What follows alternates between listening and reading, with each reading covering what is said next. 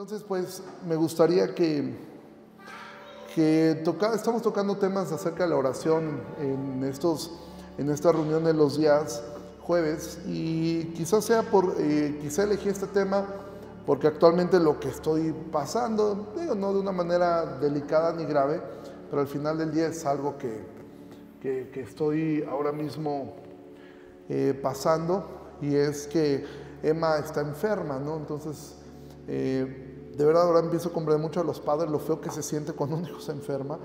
Ha tenido temperatura 2 días y precisamente en esto me gustaría que fuéramos al libro de Santiago, al capítulo 5, porque algo que ocurre mucho con la iglesia reformada o con las iglesias de este tipo como nosotros es que creemos en Dios, creemos en su poder, creemos en la literalidad de la Escritura, pero muchas veces nos cuesta trabajo creer que Dios sigue respondiendo a la oración, y a veces a la oración se vuelve algo rutinario que hacemos porque hay que hacerlo, y de repente tenemos situaciones y oramos, pero en el fondo pensamos, Dios, yo lo voy a hacer de otra forma. O sea, oramos, no sé, porque Dios provea un trabajo, porque Dios abra oportunidades laborales, y sí oramos, pero a veces en el fondo pensamos, quizá para Dios no sea tan importante mi trabajo, y seguimos haciendo las cosas a nuestra propia fuerza. Lo mismo ocurre cuando tenemos a alguien enfermo en casa. Oramos, no dudamos que la Biblia nos habla que Dios hace milagros, que Dios ha hecho cosas, pero a veces nos cuesta trabajo creer que Dios puede seguir haciendo milagros. Ahora, evidentemente nosotros creemos que los dones en sí, como actuaban en el Nuevo Testamento, ya no continúan, pero eso no quiere decir que Dios se le acabó el poder, o sea, como que Dios ya no tiene poder y ya Dios ya no hace nada, ¿sí? Evidentemente ahora Dios lo hace a través de la iglesia, y es por eso que quiero ahí ir a Santiago 5. Mira, el libro de Santiago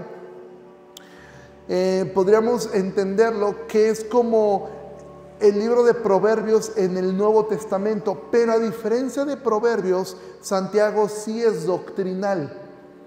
Es decir, el libro de Proverbios no es un libro doctrinal, y uno de los grandes errores de muchas personas al estudiar el libro de Proverbios es que lo toman como si fuera doctrina. Voy a poner un ejemplo. En Proverbios dice que la blanda respuesta, ¿qué hace? ¿Quita la qué? Quita la ira. Pero ¿cuántas veces nosotros le hemos contestado amablemente a una persona iracunda y se enoja más? Entonces uno piensa, la Biblia está mintiendo. O de repente tú ves que dice la Biblia, no salgas fiador de tu hermano, parafraseándolo, porque te va a ir mal. Pero yo conozco muchas personas que han salido fiador de sus hermanos y terminan las cosas bien, ¿sí? Entonces decimos, ¿la Biblia miente? No, no miente.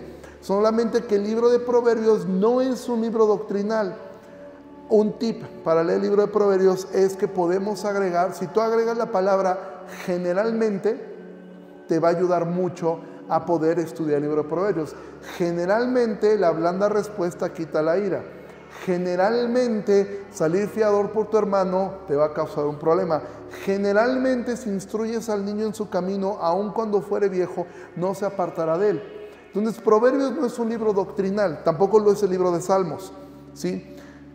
Pero Santiago sí lo es, y aunque hay mucha sabiduría en Santiago, aquí también hay principios doctrinales.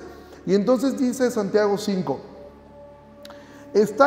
versículo 13, ¿está alguno entre ustedes afligido? Haga oración. Actualmente esta palabra afligido puede representar muchas cosas de lo que actualmente se vive: depresión, ansiedad, este tipo de situaciones que vamos enfrentando. Ahora Santiago dice, ¿está alguno de ustedes afligido? Vaya a terapia, vaya al psicólogo, que se tome unas pastillas para dormir. No lo dice, ¿sí? Dice, haga oración. Uno de los grandes problemas de nosotros es que hemos olvidado que la oración tiene una respuesta. Quiero que podamos entender algo, hermanos. Siempre que tú y yo oremos, siempre Dios va a responder tu oración. Siempre. Y tú dices, No es cierto, porque yo he orado y no ha pasado lo que yo quiero. Bueno, esa es una respuesta de Dios. O sea, el hecho de que Dios te va a responder siempre no significa que te va a decir sí a todo lo que le pedimos. Y gracias a Dios que no responde con un sí todo el tiempo, porque si Dios, Spurgeon decía, si Dios hubiera respondido todas las oraciones que yo le he hecho, yo ya estaría perdido. O sea, si Dios hubiera dicho sí a todo lo que le he pedido, ¿sí? Y tú te puedes revisar tu vida y dices, eso hace muchos años yo le pedí esto y qué bueno que Dios me libró de esto, ¿sí? Pero dice, ¿está alguno afligido? Haga oración. O sea, cuando estemos pasando por momentos difíciles, lo primero que debes hacer es orar. Y en la oración el Señor te va a ir mostrando qué hacer. Y pudiera ser que una de esas cosas sea hablar con alguien y esa persona te puede orientar, te puede ayudar. Dice, ¿está alguno de ustedes alegre? Cante alabanzas, ¿sí? Mira, a veces pensamos y minimizamos la importancia del canto. El canto refleja tantas cosas y tiene una razón de ser. Pero yo quiero enfocarme en el versículo 14 y 15, que dice, ¿está alguno enfermo entre ustedes? Llame a los ancianos de la iglesia y oren por él, ungiéndole con aceite en el nombre del Señor. Y la oración de fe salvará al enfermo, y el Señor lo levantará, y si hubiere cometido pecados, le serán perdonados. Entonces, algo que nosotros no hacemos comúnmente es esto. Cuando experimentamos enfermedades, esto es algo que la Biblia nos anima a hacer. Busca a los ancianos, a los pastores de la iglesia, oye, estamos pasando por esto, ¿podrías ir a orar? ¿Sí? Ahora, dice aquí que los ancianos los orarán por él y lo ungirán con aceite. Aquí quiero explicar algo. Porque tú puedes decir, bueno, es que yo de repente he orado a un pastor y pues no lo unge. Nosotros no tenemos un problema con eso, lo pudiéramos hacer, pero no estamos garantizando que llevamos un aceite de la unción que va a sanar al enfermo, ¿sí? ¿A qué se refiere eso? Tenemos que entender que una de las formas medicinales de esta época eran esto. O sea, se ocupaban muchas veces tipos de aceite, porque aquí no está hablando de un aceite de la unción ni nada de eso, ¿sí? Cuando está hablando acerca de esto, ungiéndole con aceite en el nombre del Señor, se está refiriendo en echar mano, o que el anciano, así como Pablo le recomienda a Timoteo que no tome, que ya no tome agua a causa de sus problemas estomacales, sino que tome vino. Muchas veces los pastores animaban a las personas a poder hacer ciertas cosas que pudieran ayudar a su propio bienestar, ¿sí? En ninguna parte la Biblia dice que, y ahorita lo vamos a ver más adelante, en ninguna parte dice que esto siempre iba a sanar, ¿sí? A una persona. Si eso fuera, entonces la Biblia estaría mintiendo, porque entonces todos los ancianos, cada pastor que ora por una persona ungiéndole con aceite, la persona tendría que sanar, porque dice, y la oración de fe salvará al enfermo, y el Señor lo levantará. Ahora, aquí lo que está haciendo una referencia Santiago es que la oración de fe salvará al enfermo. ¿De qué? De la angustia, de lo que he venido hablando desde el versículo 13, de la aflicción, ¿sí? Podemos saber y entender que el Señor no siempre va a responder con un sí a una enfermedad, de sanarlo. Probablemente el plan del Señor sea que después de una enfermedad una persona vaya a su presencia, y nosotros debemos decir amén a eso, pero eso no implica el que no busquemos orar por nosotros creyendo que el Señor puede responder. Ahora, nosotros, una de las situaciones con las iglesias reformadas es que creemos tanto en la soberanía de Dios que nos olvidamos de la responsabilidad humana. Es verdad, Dios, si ha determinado sanar a alguien, ¿lo va a sanar? Sí. ¿Necesita que oremos por él? Les pregunta. Sí. No en el sentido de necesidad de que Dios necesita de nosotros. Dios no necesita de nosotros. Pero Dios ha decidido hacernos partícipes de su obra a través de esto, ¿sí? R.C. Sproul lo ilustra de esta forma. Él dice que un día su hijo, me parece que estaba viajando en carretera de madrugada y que él se despertó en la noche y, ojo, estoy hablando de una persona de corte reformado, no pentecostal, o sea, no una persona emocional. Dice que él despertó como a las 2 de la mañana con un sentimiento de orar por su hijo en carretera. Entonces él se puso a orar por su hijo y al otro día cuando su hijo regresó le dijo: papá, fíjate que en la madrugada casi un tráiler nos estampa. Dice, pero no sé qué ocurrió, dice, pero la libramos. Y él le contó eso. Y R.C. Sproul pregunta: ¿qué hubiera sucedido si yo no hubiera orado por mi hijo? Dice, la respuesta es: no lo sé. Lo que sé es que Dios me hizo partícipe de su voluntad. Eso es lo que yo me debo quedar. ¿Sí? O sea, no es como que Dios dice: espérate, es que no se ha parado a orar, ya va a chocar, no, pero no oro, no oro, ya ni modo. No, o sea, Dios no está sujeto a nosotros, pero Dios ha decidido hacernos partícipes de esto. Entonces, por eso dice: la oración de fe salvará al enfermo y el Señor le levantará, y si hubiera cometido pecado, le serán perdonados. Pero yo quiero enfocarme en el versículo 16, porque eso es lo que espero que podamos hacer el día de hoy. Dice: confiesen sus faltas unos a otros y oren unos por otros para que sean, ¿qué?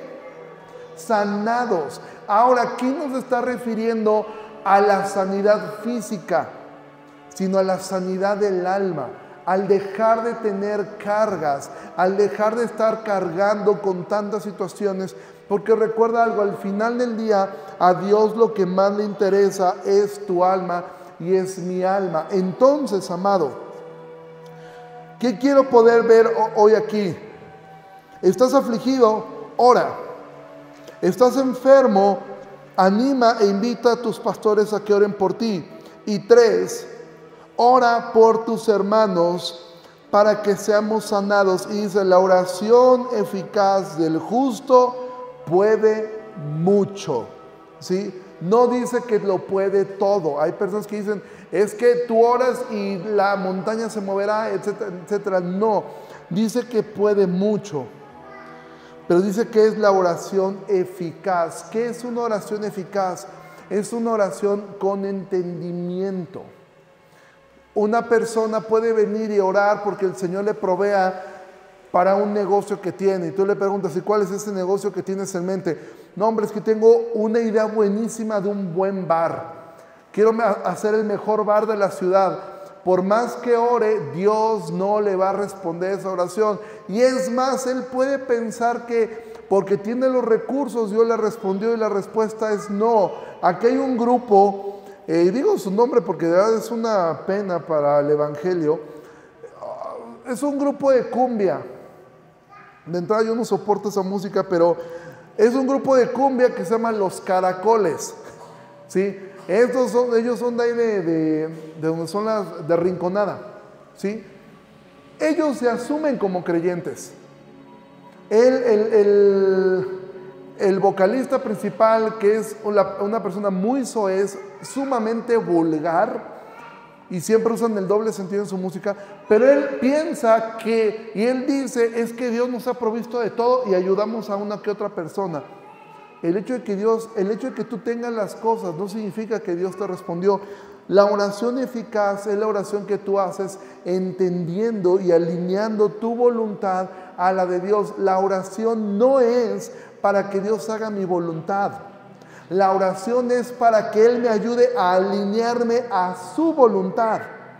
Entonces, sí, es verdad que podemos ir delante del Señor a hablar nuestras peticiones y a decir nuestras necesidades, y está bien que lo hagas. Pero la oración no es para que Él haga lo que tú o yo queremos. La oración es para que nos ayude a poder decir amén a la respuesta que Dios va a dar a nuestra oración. La oración eficaz del justo. Y aquí es el otro punto. Y tú puedes pensar, pues con razón Dios no me contesta porque yo no soy justo. Si tú no eres justo, entonces tú no eres salvo. Aquí no está hablando de obras, está hablando de una justificación. Si tú eres justificado y tú has sido justificado por Dios y la justicia de Cristo ha sido imputada en ti, créeme, tu oración puede mucho.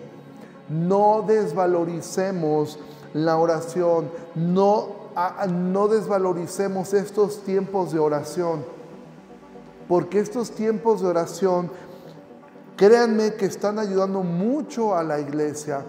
Spurgeon decía que la oración es el boiler de la iglesia, es lo que mantiene viva a una iglesia. En esta iglesia, que hasta el día de hoy continúa, ellos, tú les preguntas, ¿y cómo han logrado esto? ¿Cómo logran que después de 300 años esta iglesia continúe? La respuesta de ellos siempre es la misma. Lo más importante aquí, después de la predicación, es nuestra reunión de oración. La reunión de oración es la reunión que ellos consideran más importante de su iglesia. Dice, de hecho, pudiera ser que sea igual de importante que la reunión dominical. ¿Por qué? Porque nosotros creemos que este tiempo de oración también ha fortalecido la vida de nuestro pastor para su enseñanza, y ha fortalecido la vida de los demás pastores, ha fortalecido la vida de los diáconos, ha fortalecido la vida de los nuevos. Créanme, amado, la oración eficaz que nosotros hagamos los días miércoles puede mucho. Gracias a Dios por la vida de cada uno de ustedes, gracias por los que han sido fieles, pero yo quiero dejar este mensaje: no, cuando tengas una situación difícil, ora. Si tienes un enfermo en casa, ora, y aún anima a tus pastores a involucrarse en la oración y ora por otras personas. Y es importante la confesión. Muchas veces la falta de confesión de un pecado, Dios puede disciplinar, y Dios muchas veces la forma como disciplina es a través de la salud. No estoy diciendo que todo enfermo es consecuencia de un pecado. Lo que estoy diciendo es que esto es algo que tú y yo podemos saber, ¿sí? Entonces, ve delante del Señor, vayamos delante del Señor, y que estas reuniones de oración sigan creciendo. Y termino con esto: Dios nunca ha necesitado de mucha gente, de hecho no necesita de nadie para responder, ¿sí? Tú recuerdas, estaba viendo yo un video que me impactó mucho, ojalá un día lo podamos poner aquí en la iglesia, dura unos segundos, es una animación que se hizo con inteligencia artificial acerca de cuando Elías oró y descendió fuego del cielo. De verdad, yo siempre me lo imaginé como, casi como Mario Bros aventando la bolita de fuego, ¿no? Y de verdad, o sea, hacen una animación donde literalmente se ve una columna de fuego que cae como un rayo, ¿sí? Y porque la Biblia dice que aún las piedras se consumieron, o sea, no pudo ser un fuego normal, o sea, fue algo muy... Bueno, eso es lo que ocurre ahora. ¿Cuántas personas oraron ese día? Una sola. Amado, Dios no necesita de mucha gente orando. ¿Sabes con cuánto comenzó esto? Los millones y millones de cristianos en toda la historia, comenzó con 11 personas, ¿sí? Dios no necesita de mucha gente, solamente necesita de algunas personas que Él llama e invita a ser partícipes de su obra. Entonces, yo quisiera que el día de hoy pudiéramos orar por las necesidades en nuestra iglesia.